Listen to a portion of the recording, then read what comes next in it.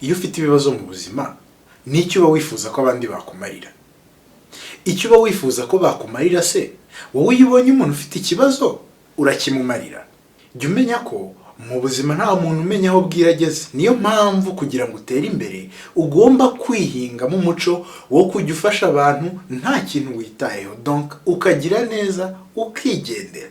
Niyo mpamvu nagushishikarizaga kureba ino video kuva itangiye kugera irangiye, kugira ngo umenye uko ushobora kongera umuco wo kugirira abantu neza nta nyungu bitezeho. Mu buzima ibuka ntawe umenya aho bwira ageze. Jya ugira neza wigendere. Ikaze, njye ni Didier Joye kuri YouTube channel yanjye tuganira ibintu byinshi bitandukanye byo mu buzima busanzwe, business ndetse n'utundi. Niba ari n'ikintu wifuza ko twaganiraho ushobora kucyandika muri comment. Uyu munsi rero ikintu tugiye kuganiraho ni kimwe muri bya bintu 14 biri muri video 14 zivuga icyo umuntu yakora kugira ngo atere imbere, uve ku rwego twakwita A ujye ku rwego twakwita B mu buzima. Icyo tugiye kuganiraho uyu munsi nkuko wabonye video igitangira ni kugirira abandi neza. Jya ugira neza wigendere. Kuki ari iby'ingenzi? Niba uri umukirisitu uzi neza ko Yesu muri Mateyo igice cya 7 umurongo wa 1 yavuze ngo ibyo ushaka ko abandi bakugirira abe ari byo nawe ujye ubagirira. Niba uri umusilamu uzi neza ko hariho suna ivuga ngo nturi umuyisilamu nyawe niba utifuriza umuvandimwe wawe nk'ibyo wiyifuriza wowe ubwawe. Mu mico yose, mu madini yose, kugira undi muntu neza ni iby'ingenzi. No kugira ngo rero utere imbere, kugirira abantu neza, ibyo wifuza ko bakugirira nawe akaba ari byo bakorera, ni iby'ingenzi. Isi twese turamutse tugiye tugirirana neza yahinduka ikaba nziza. Ntabwo wajya ukorera bagenzi bawe icyo utifuza ko nawe bagukorera. None se ni ibihe bintu byagufasha kwitoza kugirira abandi bantu neza, maze ibyo ushaka ko bakugirira nawe akaba ari byo bagirira? Tugiye kureba ibintu 4 bishobora kugufasha. Ikintu cya mbere ni ukwiga kwishyira mu mwanya w'abandi.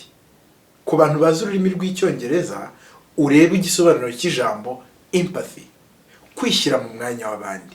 Jya utekereza uti uno muntu ari kwiyumva ate, ugerageze kujya mu nkweto ze, wumve uko ameze, uzajya ushobora kugira icyo umufasha. Waba ufite abakozi ku kazi, niba ufite abantu uyobora, jya wishyira mu mwanya wabo. Ibyo bizaguteza imbere, bizatuma utirukana abantu ukubonye. Ushobora gusanga umuntu yakosheje, ariko niba wishyize mu mwanya we ushobora kumwumva. Ikintu cya kabiri gishobora kugufasha ni ukwiga kugirira abandi impuhwe, compassion.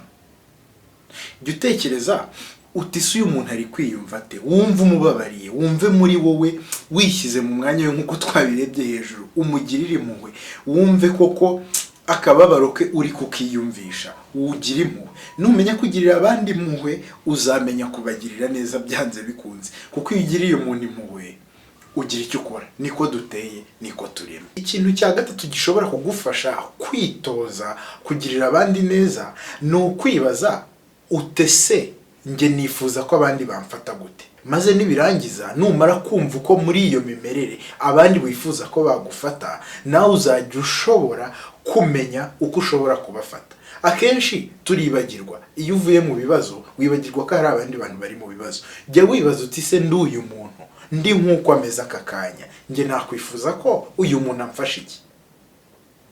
Niba uteye imbere, jya wibuka ko hari abataratera imbere mu nshuti zawe, jya ukomeza gufatanya nabo, wumve icyo bagukeneyeho mu buzima. Buri gihe wibaza uti ndi muri iyi mimerere, nge nakwifuza ko uyu muntu yamfata ate. Ikintu cya kane gishobora kugufasha kwitoza kugirira abandi neza mu buzima ni ukwiga gutega amatwi. Abantu bake ku isi nibo bakunda gutega amatwi, abandi bantu hafi ya twese dukunda kuvuga. Jya wiga gutega amatwi. Utega umuntu amatwi utagamije kumusubiza, oya, ugamije kumutega amatwi, ugamije kumwumva. Uzi ko burya niyo umuntu ari we witeje ibibazo, umuteze amatwi ushobora kubona impamvu yabimuteye, ugasanga koko nubwo twebwe wowe uri kubona uwo muntu uri mu bibazo ukwiriye gufashwa, nubwo uri kubona yiteje ibibazo, ugasanga wenda ibyamubayeho byanamugwiririye. Umuteze amatwi ushobora kumenya impamvu ari muri ibyo bibazo n'impamvu nta ruhare yabigizemo. Jya wiga gutega abandi amatwi, maze ukore na bya bintu byose twabonye. Ni ibihe bintu bishobora kugufasha kwitoza kugirira abandi neza? Icya mbere, jya wiga kwishyira mu mwanya w'abandi. Ikindi, jya ugirira abandi impuhwe. Icya gatatu, jya wibaza uti se ari njyewe uri muri iyi situation cyangwa muri iyi mimerere, nakifuza ko undi muntu amfata ate? Icya kane, jya wiga gutega abandi amatwi.